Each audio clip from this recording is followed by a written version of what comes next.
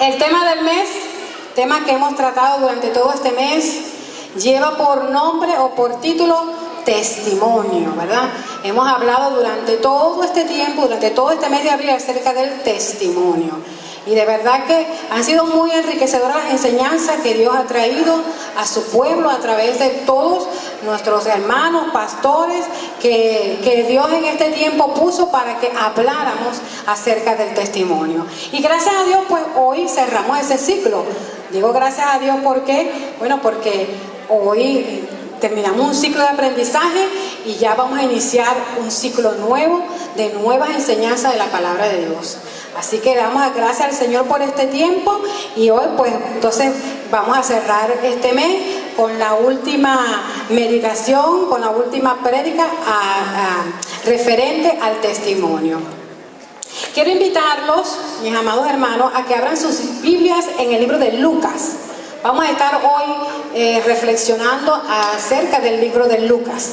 Y fíjense que hace algunos días yo estuve escuchando el testimonio de un abogado que en un principio era un abogado desconocido. No tenía la fama a nivel internacional que adquirió a raíz de un caso que él tomó y defendió, ¿verdad? Hay situaciones que marcan la historia en la vida de un hombre.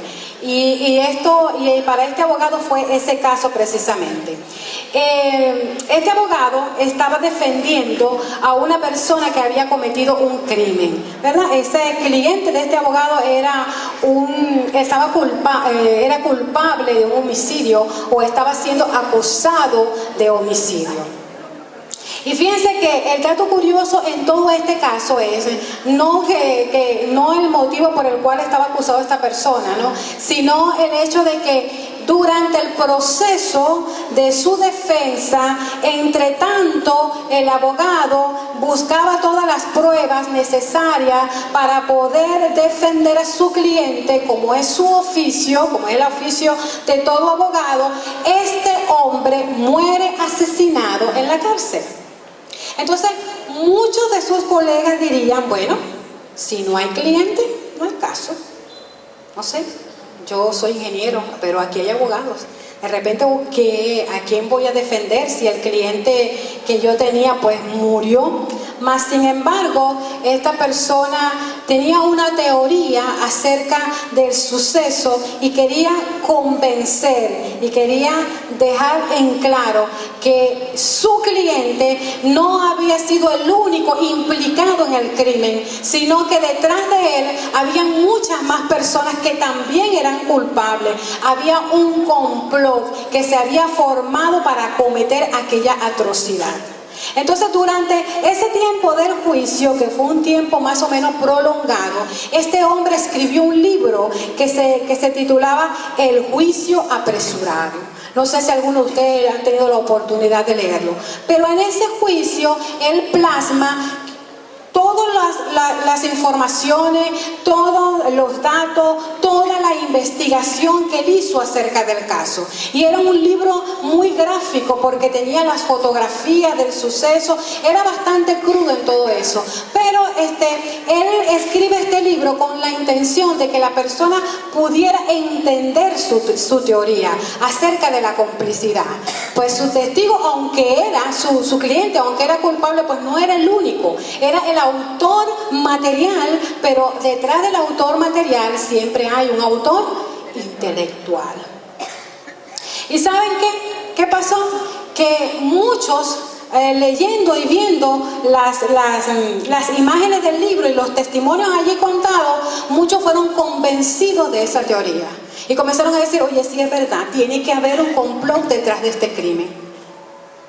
Así que precisamente lo que hace que el jurado, que los jueces y que el mismo pueblo, porque este fue un crimen muy sonado por tratarse de quien se trató, cambiaran la visión, cambiaran la perspectiva del juicio y del crimen en sí, fueron los testimonios que dieron los testigos del hecho. Este suceso ocurrió en el año 1963. El abogado que llevó este caso y que lo catapultó, podemos decir así, ante la mirada ante el ojo internacional, se llamaba Marcos Lane. Y el acusado, ese cliente que murió durante el proceso de juicio, se llamaba Lee Oswald. Y estoy hablándole del caso del asesinato del que para aquel entonces era el presidente de los Estados Unidos, John F. Kennedy. Vemos entonces cómo el testimonio de los testigos puede cambiar la versión de los hechos para beneficiar o para esclarecer alguna situación, algún caso, algún hecho ocurrido. Que cuántas cosas no se han sabido, cuántos casos no se han esclarecido gracias a los testigos, gracias a la información recopilada por los testigos. Porque ciertamente los abogados no están cuando suceden las cosas, ¿verdad? Pero su trabajo es recopilar la información de los diferentes tipos de testigos. Así que gracias a los testigos, lo que llaman los abogados los testigos de cargo, fue lo que permitió entonces dar una sentencia más justa acerca de este caso. Y no solamente este hombre pagara por ese crimen, sino que pudieran dar con todo el grupo de personas, con todo lo que estaba detrás de este abominable hecho. Entonces, en Lucas 24, el autor de este libro, el apóstol San Lucas, ¿verdad?, habla acerca del caso de Cristo, el caso de la resurrección, y quiero invitarlos a ustedes a que podamos meditar un poco, a que podamos reflexionar un poco acerca del caso de Cristo, acerca de la resurrección. Este es un caso histórico, único, importante, trascendental, mucho más famoso que todo lo que hemos podido conocer durante la historia. Así que, ¿por qué? Bueno, porque el caso de Jesús, que fue un caso que se dio hace más de 2000 años, definitivamente cambió la historia de nuestras vidas, cambió el rumbo de la humanidad, dividió la historia antes de y después de Cristo. Así que este es el caso más sonado y que seguirá dando de hablar por todos los siglos, por todo el tiempo. Y lo primero que quiero es que entendamos una cosa. El caso de Jesús, de la resurrección de Jesús, que se encuentra en los 4 evangelios, Mateo, Marcos, Lucas y Juan, reseñan la resurrección de Cristo. Pero este caso de Jesús no es fácil hablar de él si nosotros lo vemos o lo intentamos analizar desde el punto de vista de la razón humana. O sea, desde el punto de vista de nuestro raciocinio, nosotros no podemos esclarecer el caso de Jesús, no podemos entender acerca de la resurrección de Cristo Jesús. O sea, con datos científicos, con recopilaciones humanas, es imposible entender qué sucedió el día de la resurrección de Jesús. Así que para analizar la resurrección de Cristo, nosotros tenemos que verlo desde el punto de vista de la fe, porque la resurrección de Jesús fue un hecho o es un hecho de fe. Entonces, desde ese punto de vista sí podemos analizar el caso de Jesús. Entonces, hay casos de casos, ¿verdad? El de Jesús es un caso diferente. ¿Por qué? ¿Por qué es tan diferente? ¿Y por qué tenemos que analizarlo desde el punto de vista de la fe?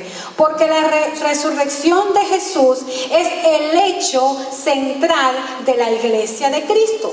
La resurrección de Jesús es el hecho central de nosotros, que somos la iglesia de Jesús. La iglesia de Cristo está construida sobre la base de la teoría de la resurrección de Jesús. Y si no hubiese existido, si Cristo no hubiese resucitado, entonces la iglesia de Cristo hoy día no existiría. Entonces, por eso es tan importante verlo desde el punto de vista de la fe. Mire, hay algunas religiones que tienen diversas teorías acerca de la muerte. ¿Dónde va el alma cuando una persona muere? ¿Qué pasa? Sabemos que la palabra nos dice que el espíritu va a Dios, ¿verdad? Eso es indudable, porque Él fue quien lo dio, así está establecido en la palabra de Dios. Pero el alma del hombre que muere, de la mujer que muere, del niño que muere, ¿dónde va el alma de esas personas? Hay algunas religiones muy conocidas en el mundo que dicen que el alma va a un lugar de transición. ni de allá ni de acá, está ahí como en el medio. Hay otros que dicen que el alma va al paraíso, otros que van a un lugar de tormento, otros que se materializa, se transforma, se vuelve en energía. Hay tantas teorías acerca de eso. Hay otros que dicen que la persona cuando muere se reencarna, tiene la teoría de la reencarnación. Entonces reencarnan en otras personas o también reencarnan en animales. Mire, amado, yo no me imagino reencarnando en una cucaracha o en un ratón, una cosa que eso no le tiene tanto asco, ¿verdad? Imagínense ustedes, ¿no? Dirán algunos hombres, bueno, a lo mejor mi suegra reencarna en una cucaracha. Pero no, amados. No, amados. Depende de la suegra, ¿verdad? La mía no. Bueno, entonces, hermano, lo que sí quiero decirle es que hay muchas teorías en este mundo acerca de lo que pasa con el hombre después que muere. Pero el cristianismo es el único, ¿verdad?, donde tiene un Dios verdadero que murió por su pueblo, que al tercer día resucitó con poder y gloria y que hoy día sigue gobernando su iglesia, porque nosotros somos el cuerpo de Cristo y Él es nuestra cabeza. Entonces, a diferencia de todas estas religiones, la creencia cristiana está basada en la resurrección de un Dios que ya no está en la tumba, está vivo y para siempre, y prueba de ello somos todos nosotros. Amén, amén, aleluya. Entonces, bueno, algunos se preguntan, bueno, ¿y qué tiene que ver el tema del testimonio con la resurrección de Jesús? Bueno, yo quiero invitarlos a analizar en el libro de Lucas, capítulo 24, desde el verso 1, acerca de la resurrección de Jesús, y vamos a encontrar allí cuáles fueron esos testigos y cuál fue el testimonio que ellos dieron acerca de la resurrección. Entonces nos ubicamos en Lucas 24, dice la palabra de Dios así. ¿Lo tienen todo ya? 24 desde el 1, dice así: el primer día de la semana, muy de mañana, vinieron al sepulcro trayendo las especias aromáticas que habían preparado, y algunas otras mujeres con ellas, y hallaron removida la piedra del sepulcro, y entrando no hallaron el cuerpo del Señor Jesús. Y aconteció que estando ellas perplejas por esto, he aquí se pararon junto a ella dos varones con vestiduras resplandecientes. Y como tuvieron temor y bajaron el rostro a tierra, les dijeron: ¿por qué buscáis entre los muertos al que vive? No está aquí, sino que ha resucitado. Acordaos de lo que os habló cuando aún estaba en Galilea, diciendo: es necesario que el Hijo del Hombre sea entregado en manos de hombres pecadores, y que sea crucificado, y que resucite al tercer día. Entonces ellas se acordaron de sus palabras, y volviendo del sepulcro, dieron nuevas de todas estas cosas a los 11 discípulos, y a todos los demás. Eran María Magdalena y Juana, y María, madre de Jacob, y las demás con ellas, quienes dijeron estas cosas a los apóstoles. Mas a ellos les parecía locura las palabras de ellas, y no le creían. Pero levantándose Pedro, corrió al sepulcro, y cuando miró dentro, vio los lienzos solos, y se fue a casa maravillándose de lo que había sucedido. Amén. Fíjense ustedes, hermanos, la primera cosita que encontramos aquí. Primero, ¿hubo testigos de la resurrección de Jesús? ¿Qué creen ustedes? No hubo testigos de la resurrección de Jesús. Del hecho de la resurrección en sí, nadie vio. Usted busca en Mateo 28, en Lucas, en Juan, en Marcos, y no hay nadie que haya visto que vieron cuando ese cuerpo se levantó de ese sepulcro y resucitó. Nadie ha visto que Jesús la resurrección en sí de Jesús. Pero sí hay testigo y sí hay testimonio de que ese cuerpo no estaba en el sepulcro. De eso sí hay testigo en la palabra. Y hay personas y hay testimonios de ello. De que el cuerpo que habían colocado en el sepulcro y que habían tapado con una piedra inmensa, muy difícil de mover, ya no estaba en ese lugar en el tercer día, sino que había resucitado y más aún que había aparecido a otros, a sus discípulos y a otras personas. Entonces, del hecho de resurrección no hay testigo, pero de que Cristo vive, sí lo hay. Amén. Amén. Así que nuestra fe en la resurrección, entonces, ¿en qué se fundamenta? Nada más en lo que dijeron otras personas. Miren, de repente aquí hay algunas personas que pueden pensar lo mismo que pensaron o que se pretendió que la gente creyera en los tiempos de Jesús, que los discípulos habían ido de noche, habían removido la piedra escondidito con la oscuridad, se agarraron el cuerpo, se lo robaron, lo escondieron y hasta el sol de hoy no sabemos dónde está desaparecido. Hay mucha gente que hoy día, año 2019, sigue pensando lo mismo. Pero ¿saben qué? ¿En qué se fundamenta nuestra fe en la resurrección de Jesús? En el cumplimiento de las profecías y en el testimonio de los apóstoles que vieron el sepulcro vacío y a Jesús resucitado. Ese es el fundamento de nuestra fe y de nuestra creencia. Porque con anterioridad que sucedieran todas estas cosas, ya se habían profetizado, ya se habían hablado de ellas. Prueba de ello, Isaías 53. En el libro de Isaías, capítulo 53, el profeta nos habla de todo el proceso que vivió el Señor Jesús hasta llegar a su muerte.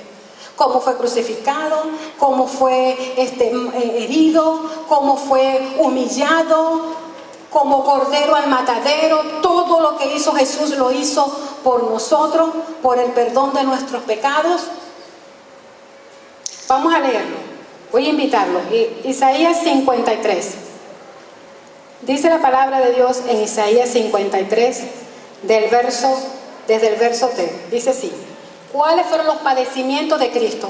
Fíjense ustedes que en este caso hay uno que fue asesinado, hay un homicidio aquí.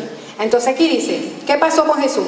Fue despreciado y desechado entre los hombres, varón de dolores, experimentado en quebranto, y cómo escondimos de él el rostro. Fue menospreciado y no lo estimado. Ciertamente llevó él nuestras enfermedades y sufrió nuestros dolores. Y nosotros le tuvimos por azotado, por herido de Dios y abatido. Mas él herido fue por nuestras rebeliones, molido por nuestros pecados. El castigo de nuestra paz fue sobre él, y por su llaga fuimos nosotros curados. En el 7 dice: angustiado él y afligido, no abrió su boca. Como cordero fue llevado al matadero, y como oveja delante de sus trasquiladores enmudeció y no abrió su boca.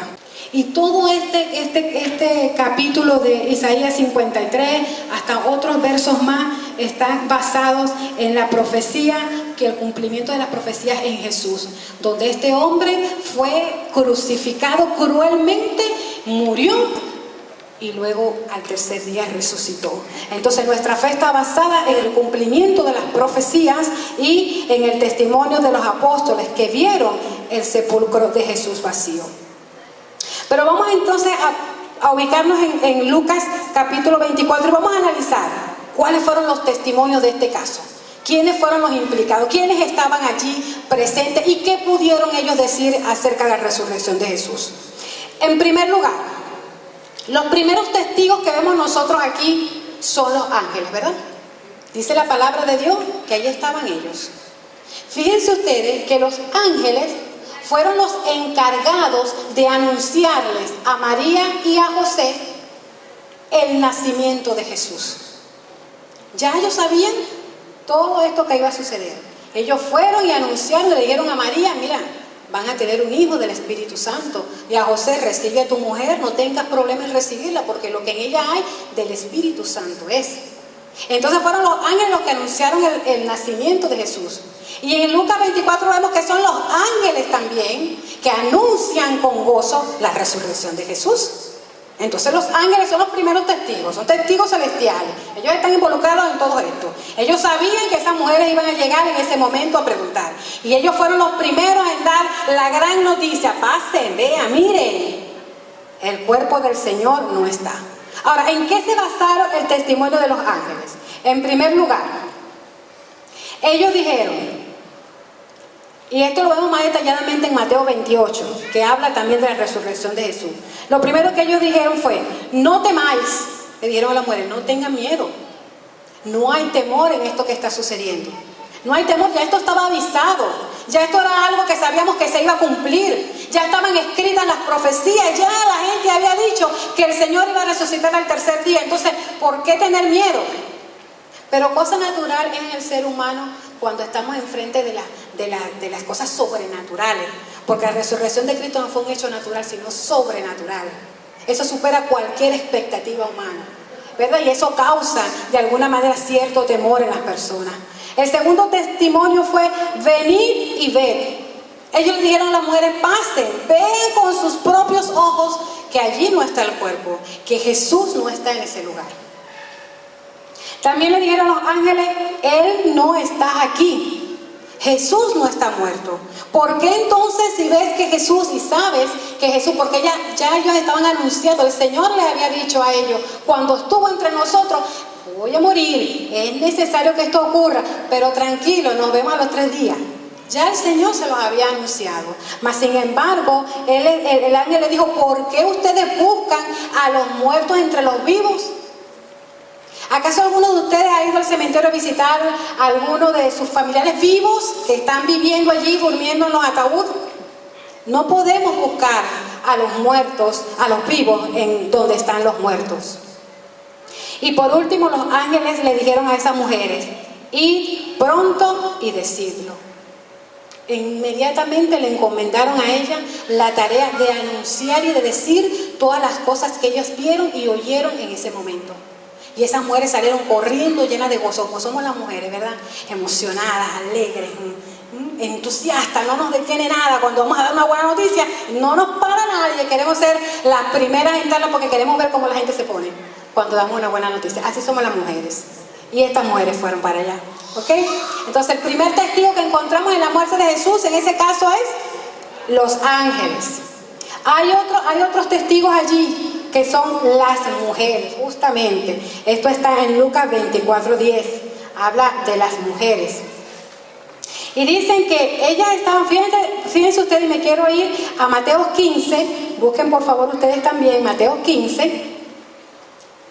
En Mateo 15, desde el verso... Marcos creo que es. Marcos 15.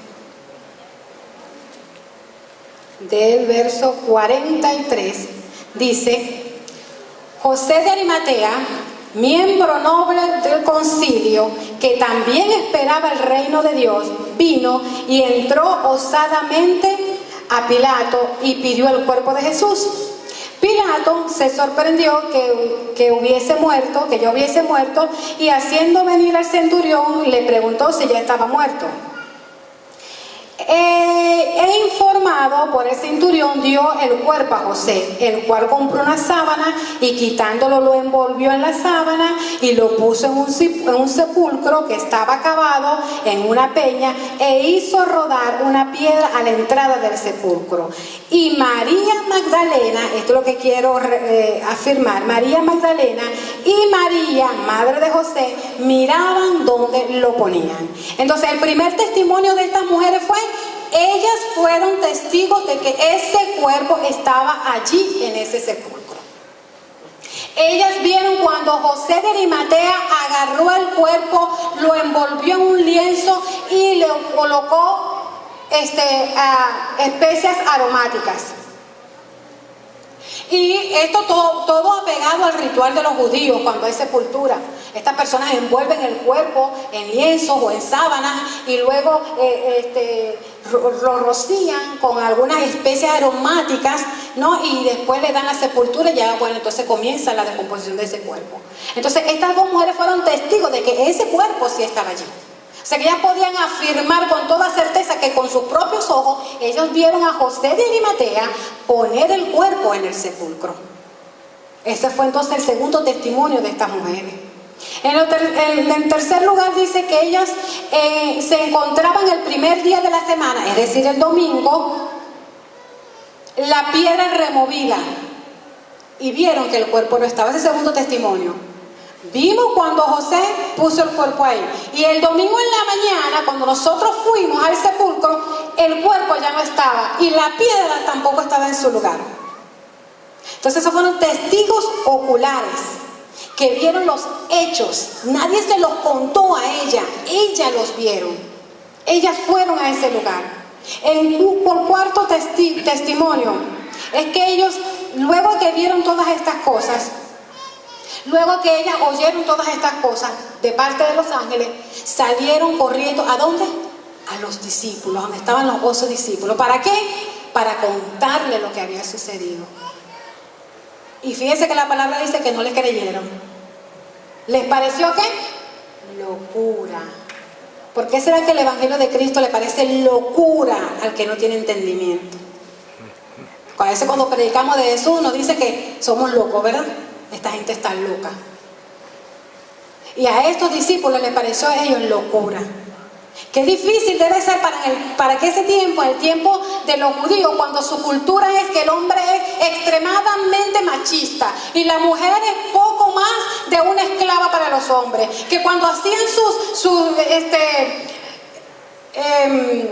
censos ni siquiera tomaban en cuenta a la mujer, porque la mujer no existía, era un cero a la izquierda, solo ellos nada más, los hombres. Esa es la cultura judía, una cultura sumamente machista. ¿Ustedes creen que esas mujeres, con todo lo que vieron, con toda la certeza que tenían de ese sepulcro, de haber visto a los ángeles, de haberles escuchado, le hubieran contado a ese pueblo y les hubieran creído? Si no le creyeron los discípulos que andaban con Jesús, que escuchaban de Cristo, que sabían que Jesús iba a resucitar, ¿cuánto más le iban a creer a estas mujeres? Pero ellas obedecieron la orden de los ángeles y fueron y lo hicieron y contaron lo que vieron y lo que oyeron. Y ellas se convirtieron así en las primeras evangelizadoras y testigos de Cristo, dando testimonio de su resurrección. A pesar de que no lo han tomado en cuenta, ¿verdad? Dios tiene especial amor por las mujeres. Para el Señor somos importantes. Qué privilegio, las primeras en decir: Cristo resucitó. Yo lo vi y lo escuché, y no de cualquiera, sino de un ser celeste, enviado de Dios. Amén. Gloria a Dios. Entonces, existe otro testigo. No se preocupen, no lo voy a hacer tan largo. Existe otro testigo allí en la muerte de Cristo y son los soldados, ¿verdad? Los soldados. Los soldados que estaban allí custodiando la piedra, custodiando el sepulcro. Estos soldados, ¿verdad? ¿Usted cree que esos soldados no vieron nada? La Biblia dice que los ángeles parecían como relámpagos. ¿Cómo es un relámpago? Oh, resplandeciente, impotente. ¿Usted cree que esa gente estaba dormida? Que el ángel era así, que no escucharon cuando esa piedra la rodaron. Ellos sí sabían lo que aconteció esa noche. Y de hecho, les preocupó tanto la situación que fueron a contárselo a los principales. Todo lo que había sucedido esa noche. Vino un ángel, movió esa piedra, salió el Señor de ahí volando, ahí no hay nadie, fueron unas mujeres, no sabemos qué hacer. Y entonces los principales que le dijeron: tranquilo, vamos a hacer una cosa. Esto no le podemos dar publicidad porque, oye, matamos al hombre que nos estaba haciendo ruido en el oído, que nos estaba delatando de lo que hacemos. Y ahora va a resucitar. Mayor es el problema si resucita, o si le damos crédito a eso. ¿Y qué dijeron ellos? Bueno, no, vamos a hacer una cosa.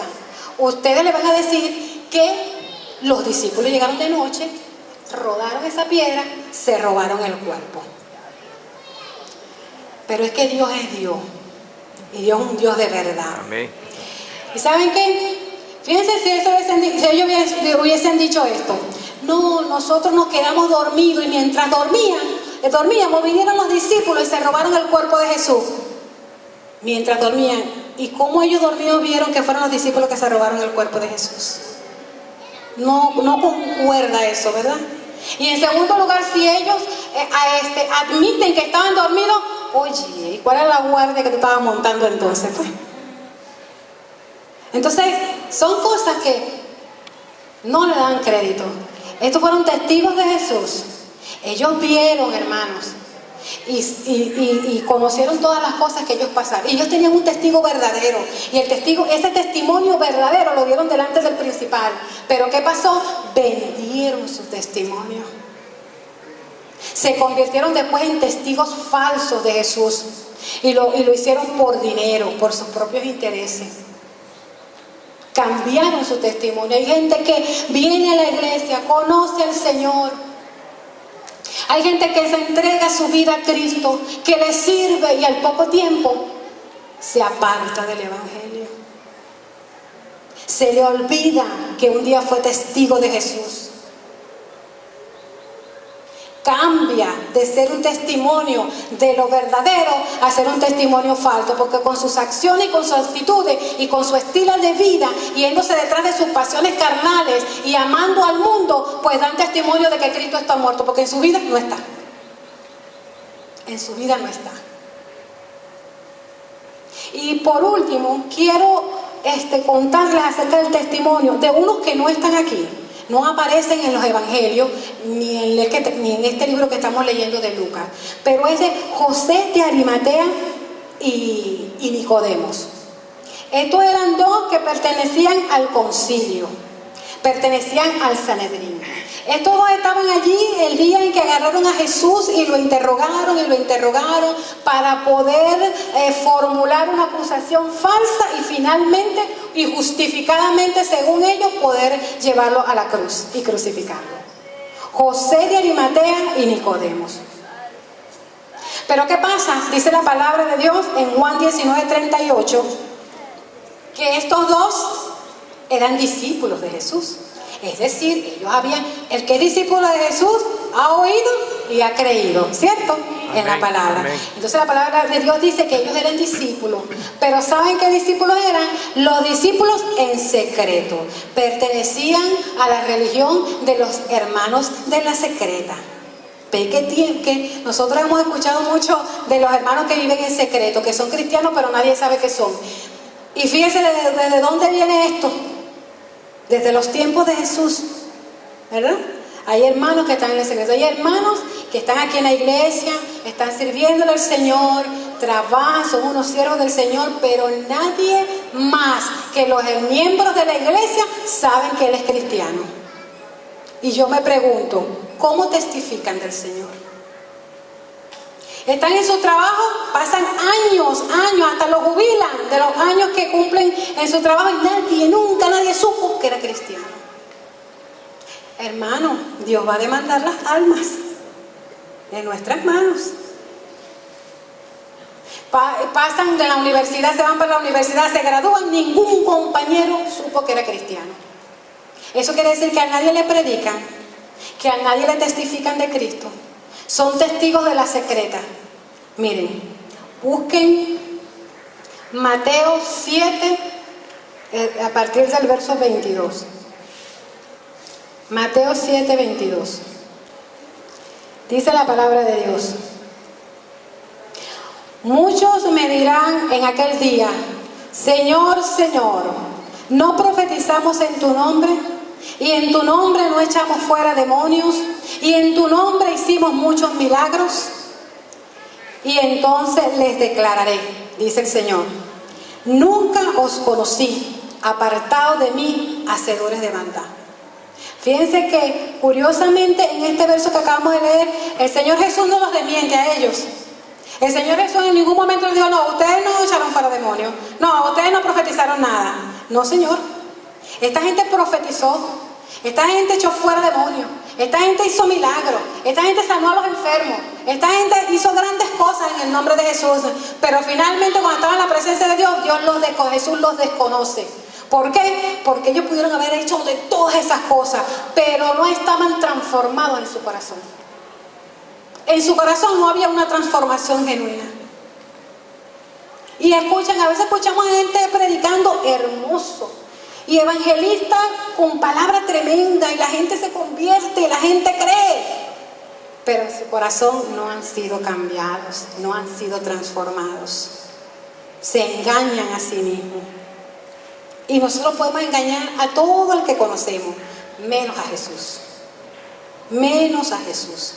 Dios conoce el corazón y su mayor interés no son tus obras en el nombre de Jesús, es tu corazón, es el amor que hay en ti, es a Cristo en tu vida. Eso es lo que ve el Señor. Así que no nos apantallemos cuando vemos grandes cosas de algunos hermanos. Nosotros no podemos juzgar, pero no sabemos cuál es su condición delante del Señor. Eso lo sabe Cristo. Así que cuidémonos de eso. Cuidémonos de eso. La historia de estos dos personajes debería de hacernos pensar: ¿qué hay en mi vida que es más importante que el testimonio de Cristo? ¿Será que yo he puesto mis intereses por encima de eso? Y me callo en mi trabajo de no hablar de Dios porque me conviene el cargo que está allí pendiente, que se lo van a dar a alguien y yo lo necesito. Y entonces necesito estar bien con todos, ser querida por todos, ser amigable con todos, ser aceptada con todos, aunque eso implique sacrificio de mi testimonio de Jesús. Pongámonos a pensar: ¿será la familia? ¿Serán los hijos? ¿Será el esposo? ¿Será la esposa? ¿Será el trabajo? ¿Serán los amigos de la universidad? ¿Los panas, como dicen los muchachos? ¿Qué hay en tu vida que le está quitando importancia a que tú eres un testigo de Cristo hoy día? Seguimos. Y por último, es el testimonio de la multitud. En 1 Corintios 15, del 4 a 7, habla de que Jesús no solamente apareció a los 12 discípulos, a sus 11 discípulos, sino a más de 500 personas. Oye, ya ahí sí es verdad que ningún invento vale.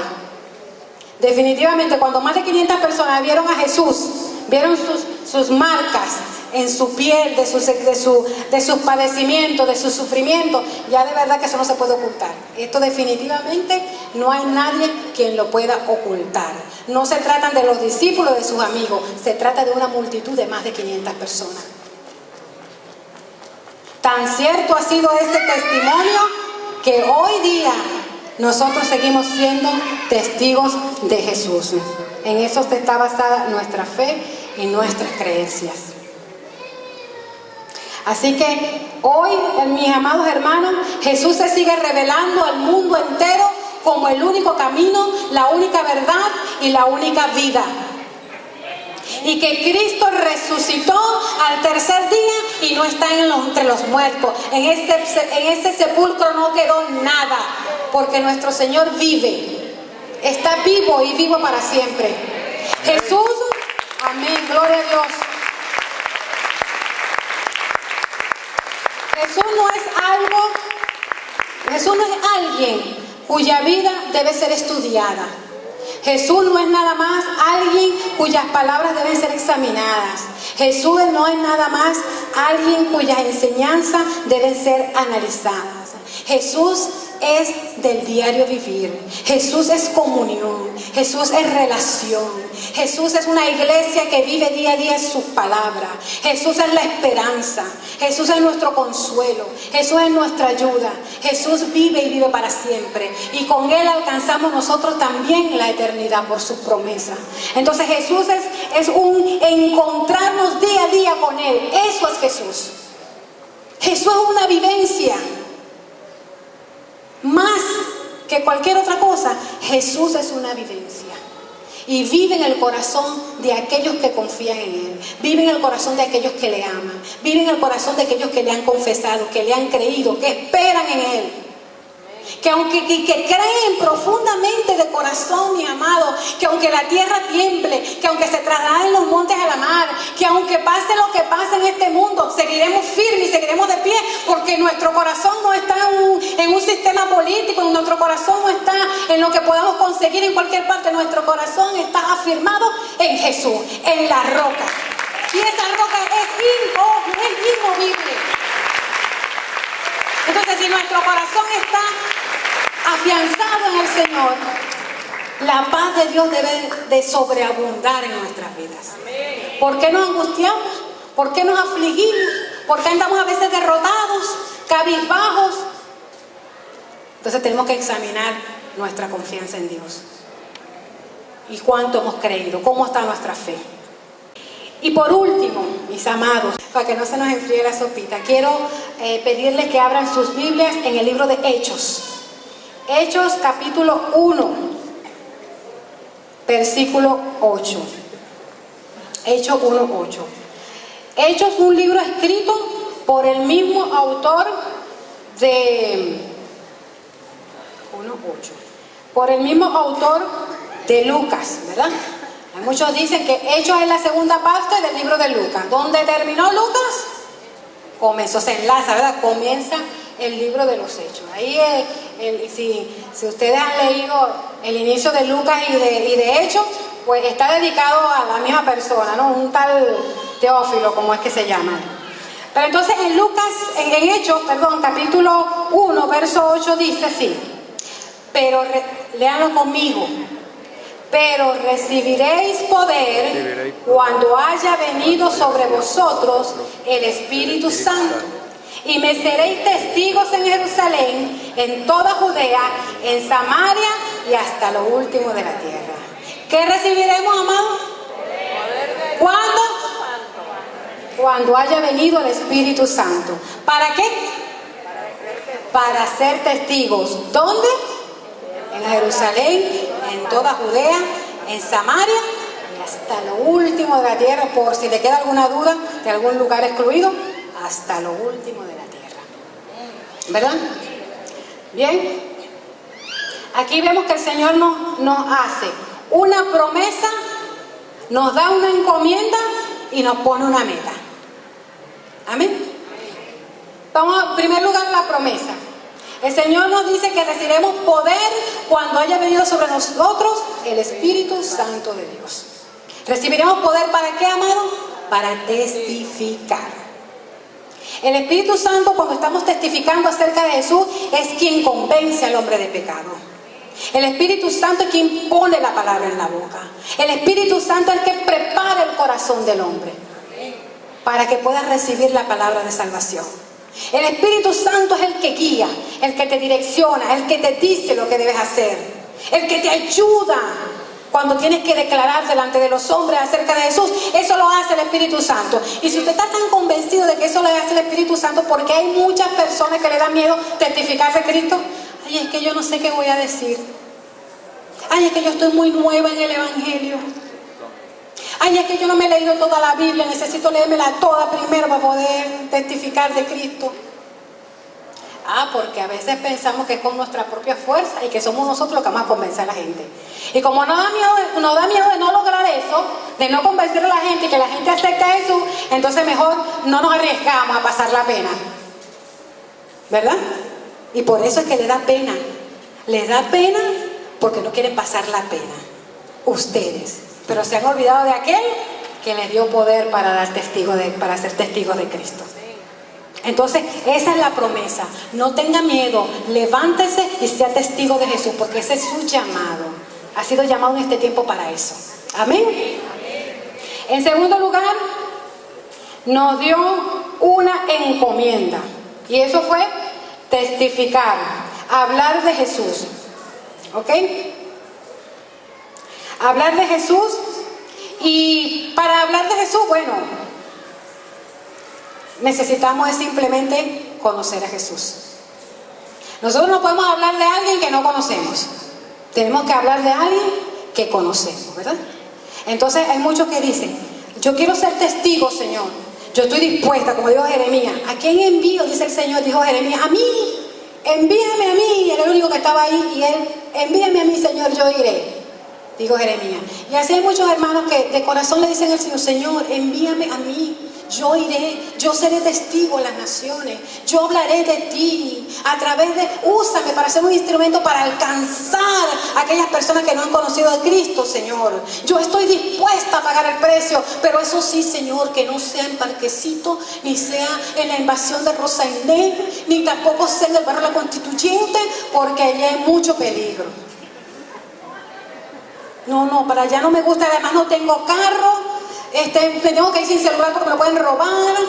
Entonces ahí comenzaban a poner peros a la época a donde tenemos que ser testigos. Mándame mejor para Perú, Chile, Panamá o algo que se le parezca a eso, que allí, Señor, yo soy más eficaz, allí yo soy más eficiente. ¿Ok? Entonces, para ser testigo de Cristo, hermano, usted no necesita tanto, usted lo que necesita es ni siquiera aprenderse tantos versículos. Dígale a la gente, ¿cómo conoció a Cristo? ¿Cómo era antes, perdón? ¿Cómo conoció a Jesús? ¿Y cómo es ahora después de Jesús? Eso es suficiente. Eso es suficiente. Porque usted está dando testimonio de ¿qué? Del poder de Dios que obró en su vida. Y eso es suficiente para que otros también quieran que Dios obre en su vida de la misma manera, con ese mismo poder. Entonces eso es suficiente. No necesita tanto estudio ni teológico ni nada de eso por el estilo. Aprenda a testificar de Jesús, aprenda a dar su testimonio, use su testimonio como instrumento de alcance para los perdidos. Amén. Y por último, el Señor nos dio una misión y dice que vayamos a Jerusalén, que seamos testigos en Jerusalén, en toda Judea, en Samaria y hasta lo último de la tierra. Fíjense ustedes, en Jerusalén. Jerusalén, una ciudad llena de peligros. Jerusalén. Y yo me imagino que los discípulos dirían, para ellos sería mejor haber empezado por Galilea, por ejemplo, que era su tierra natal. Era más fácil por ahí, pero el Señor lo primero que les menciona es Jerusalén, una ciudad llena de peligro. Miren, cuando el mismo Jesús dijo, Jerusalén, Jerusalén, tú que matas a los profetas y apedreas a los que te son enviados. Imagínense tú cómo era Jerusalén. Bueno, pues allí los mandó el Señor, ahí en medio del peligro, allí donde está la necesidad, amado, allí donde está el alma perdida, así sea un lugar de peligro, así sea en el barrio más peligroso que nosotros conozcamos en nuestra localidad, allí está tu misión. ¿A dónde más tú vas a ir? Allí está tu alcance, esa es tu visión. Donde están las almas perdidas, ese es tu lugar de misión. Allí desarrolla tu llamado. Tú estás llamado a ser ¿qué? Testigo. ¿Y a qué? A testificar de Cristo. Judea y Samaria. Mira, Judea y Samaria eran dos pueblos vecinos, pero vivían en guerra. Judea y Samaria se odiaban. ¿Por qué? Por rivalidades territoriales, entre otras cosas. Yo he conocido en la historia de pueblos y naciones que se pelean por un sinfín de cosas, pero el odio como judíos y samaritanos, yo jamás había escuchado tanto odio entre esos dos pueblos. Mis amados hermanos, esto tampoco puede ser un motivo para detener la predicación del Evangelio de Cristo. Porque el Señor nos ha llamado a ser testigos de paz en medio de los conflictos. Donde hay conflicto, hace falta Jesús. Donde hay conflicto, es necesario que Dios obre. Entonces no podemos tener temor de los conflictos. Conflicto hay en el matrimonio, conflicto hay en el trabajo, conflicto hay en todas partes. Pero nosotros tenemos en nuestras manos las herramientas. La palabra de paz de Cristo que libera todo conflicto en el nombre de Jesús. Vamos con el respaldo del Rey de Reyes y Señor de Señores. Vamos con el testimonio más valioso que puede escuchar la humanidad. Uno que puede darle salvación y vida eterna. Amén. Amén.